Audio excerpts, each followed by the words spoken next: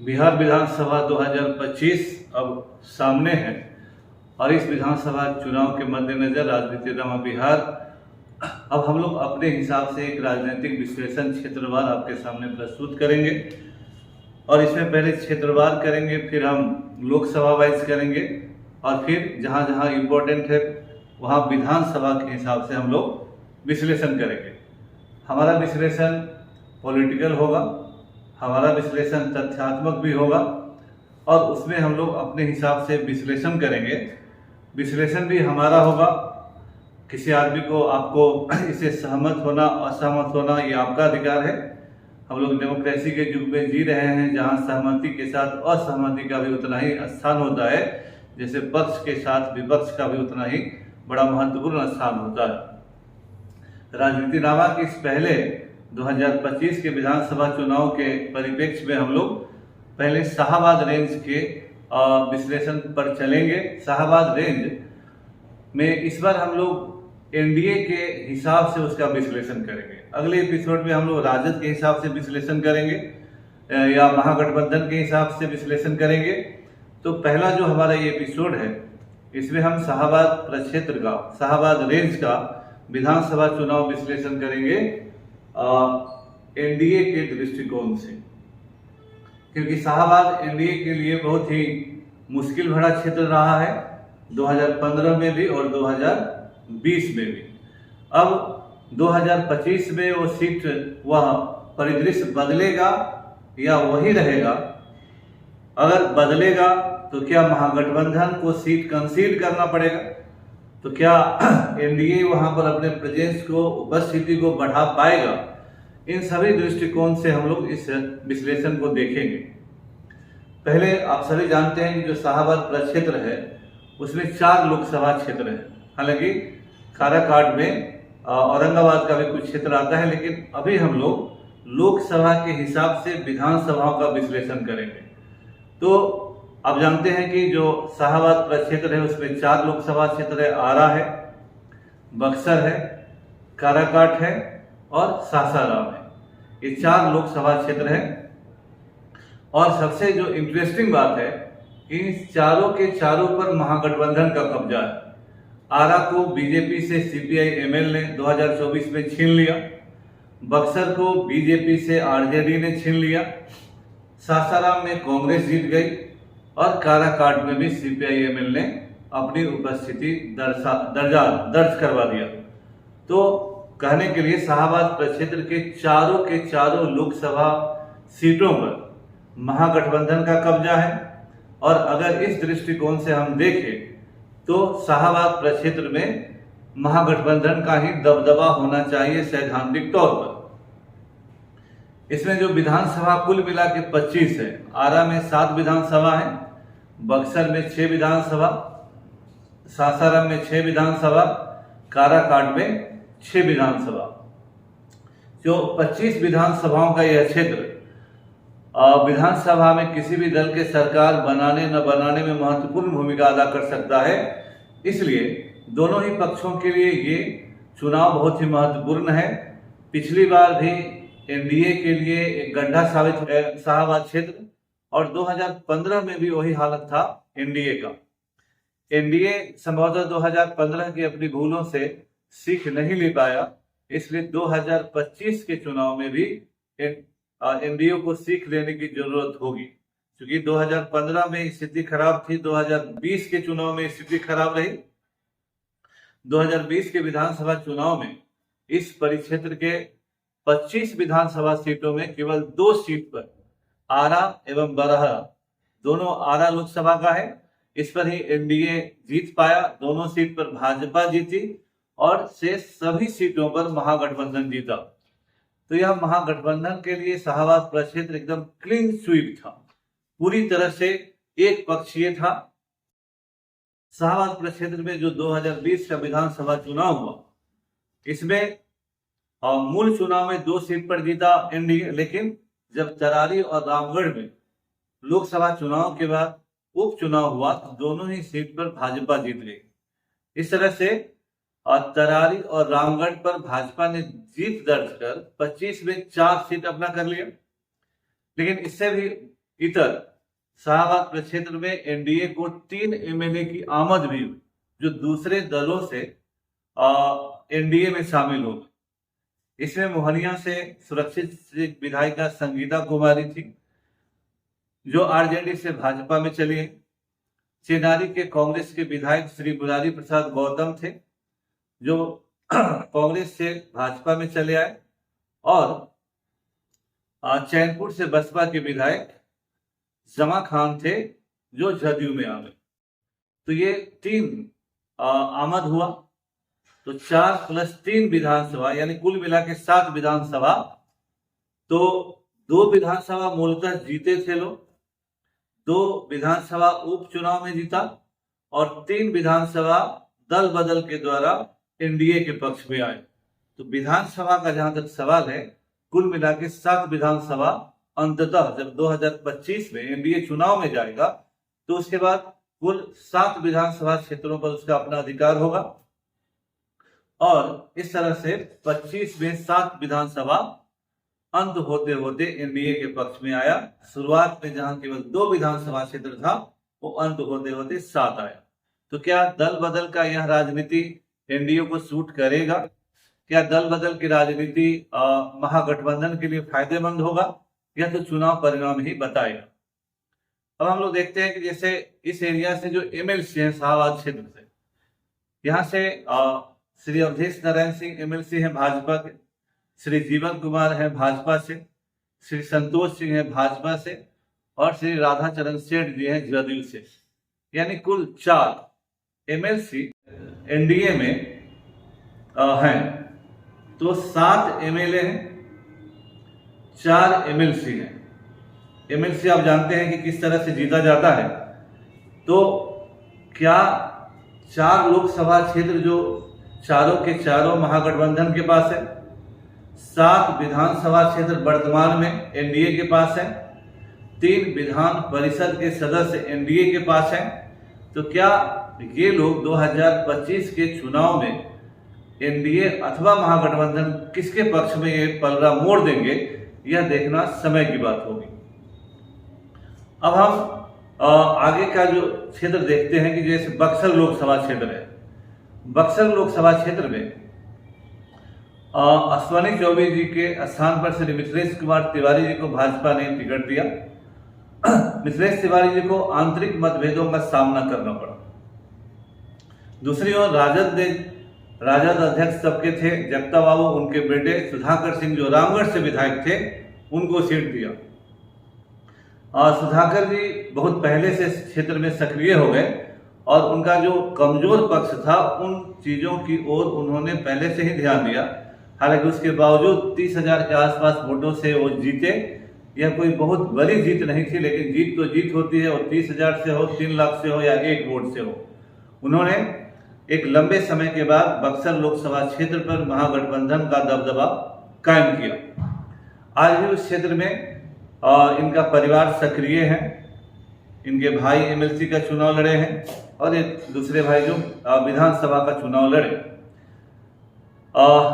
इसके बाद हम लोग देखते हैं जो पूरा जो सीट है, बरापुर से शंभूनाथ यादव राजद के हैं, बक्सर से संजय तिवारी कांग्रेस के हैं, डुमरांव से अजीत कुशवाहा सीपीआई एमएल के हैं, राजपुर से विश्वनाथ राम इंडियन नेशनल कांग्रेस के हैं, रामगढ़ से अशोक कुमार सिंह ये जीते हैं, जिन्होंने सुधाकर सिंह के बाद जो सीट खाली हुआ रामगढ़ का उपचुनाव हुआ, उसमें जगता बाबू के बेटे और सुधाकर जी के भाई अजीत सिंह तो पुअर 3rd रहे, लेकिन इन्होंने सारी ताकत लगाने के बावजूद अशोक कुमार सिंह भारतीय जनता पार्टी के उम्मीदवार दूसरी बार रामगढ़ विधानसभा से चुने गए। दिनारा से विजय कुमार मंडल आरजेडी है। तो इस तरह से अगर देखा जाए तो बक्सर लोकसभा के 6 विधानसभा क्षेत्रों में एक पर उपचुनाव में भारतीय जनता पार्टी जीती है, नहीं तो 2020 के चुनाव में चारों के चारों सीटों पर महागठबंधन ही जीता था। बक्सर से आरजेडी, तो बक्सर में आरजेडी 3, कांग्रेस 2, सीपीआई एमएल 1, और रामगढ़ सीट आरजेडी से कांग्रेस भाजपा ने छीन लिया। आरा लोकसभा क्षेत्र को देखा जाए तो यहाँ 7 विधानसभा क्षेत्र है। 7 विधानसभा क्षेत्र पिछले लोकसभा चुनाव में राजकुमार सिंह जी CPI-ML के उम्मीदवार से हार गए और ये एक बड़ी हार थी भारतीय जनता पार्टी के लिए और राजकुमार सिंह जी के लिए भी, क्योंकि ये अपने काम के कारण आरा लोकसभा सहित बहुत सारे जगहों पर काफी लोकप्रिय थे और इन्हें उम्मीद थी कि इनके काम के आधार पर जनता इन्हें जरूर चुनेगी। लेकिन भाजपा के लिए भी और इनके व्यक्तिगत तौर पर भी इनके लिए पराजय का कारण रहा। फिर भी लोकसभा चुनाव विधानसभा चुनाव में इनके सक्रिय रहने की संभावना है, बार बार अपने लोकसभा क्षेत्र में आ रहे हैं। आरा स्थानीय विधायक हैं अमरेंद्र प्रताप सिंह जी, जो सन 2000 से ही वहां पर विधानसभा चुनाव जीत रहे हैं। केवल 2015 में और 200 या समथिंग वोट से चुनाव हार गए थे, लेकिन लगातार 2000 से वहां पर विधानसभा चुनाव जीत रहे हैं। और अमरेंद्र बाबू भाजपा के पहले व्यक्ति हैं जो आरा विधानसभा के लिए चुने गए हैं और इतने दिन लगातार वो वहां से चुने जा रहे हैं। अगले विधानसभा चुनाव में भी इन सारे नेताओं की और अमरेंद्र बाबू की भी वहां एक मजबूत उपस्थिति होगी। देखना है कि अब तो 3 है, 4 में 3 विधानसभा सीट आरा में NDA के पास है। ये कितना बढ़ता है या कितना घटता है, इन सभी नेताओं पर निगाहें रहेंगी लोगों की। फिर से अगर देख रहे तो संदेश विधानसभा किरण देवी यादव है RJD की, बरहारा राघवेंद्र प्रताप सिंह BJP, आरा अमरेंद्र प्रताप सिंह BJP, अज्ञाव शिव प्रकाश रंजन CPI-ML, थरारी विशाल प्रशांत BJP जो उपचुनाव में जीते हैं, जगदीशपुर राम विष्णु सिंह RJD और शाहपुर राहुल तिवारी RJD। तो यहाँ पर भी 3 सीट RJD, 1 सीट CPI-ML और अब 3 सीट BJP।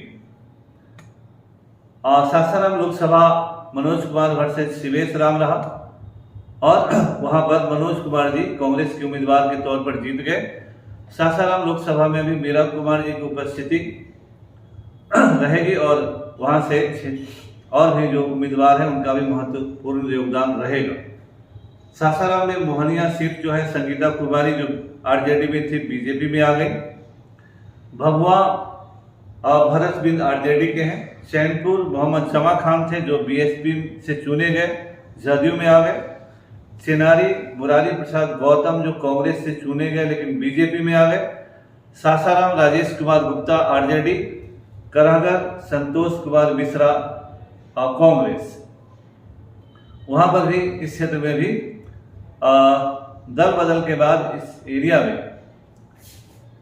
3 सीट पर NDA आया है, अन्यथा 2020 के विधानसभा चुनाव में एक भी सीट पर NDA यहां नहीं जीता था। जहां तक काराकाट चुनाव का सवाल है, काराकाट चुनाव लोकसभा चुनाव में काफी महत्वपूर्ण हुआ और यह माना गया कि काराकाट में उपेंद्र कुशवाहा जी कुशवाहा नेता के रूप में वहां पर NDA के द्वारा लड़ाए गए थे। राजाराम सिंह CPI-ML के कैंडिडेट के रूप में लड़े और बीच में पवन सिंह वहां पर आ गए। और कुछ लोगों का मानना है कि पवन सिंह की एंट्री ने पूरे शाहबाद रेंज के लोकसभा चुनाव को प्रभावित किया और राजपूत कुशवाहा या इस तरह की बहुत सारी बातें हुई कि हाँ चारों सीट NDA उस एरिया में हार गया, लेकिन इस बात को उतना भी ओवर प्ले नहीं होना चाहिए, लेकिन कुछ न कुछ तो हुआ ही। अब जब विधानसभा चुनाव आएगा तो अभी विधानसभा चुनाव में काराकाट में नोखा से अनीता देवी हैं RJD, डेहरी से फतेह बहादुर कुशवाहा हैं RJD, काराकाट से अरुण कुशवाहा हैं CPI-ML, गो औरंगाबाद क्षेत्र में आ गया, भीम जादव हैं RJD, ओबरा औरंगाबाद से ऋषि यादव हैं RJD और नवीनगर से विजय कुमार सिंह हैं RJD। यानी काराकाट लोकसभा के 6 विधानसभा पर महागठबंधन का कब्जा है। अब इस परिस्थिति में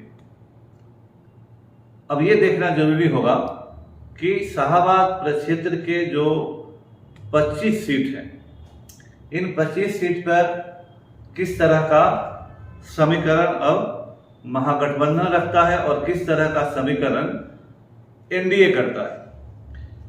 पिछले 2 विधानसभा चुनाव में एनडीए मूलतः इस एरिया में सबसे ज्यादा सफर किया है।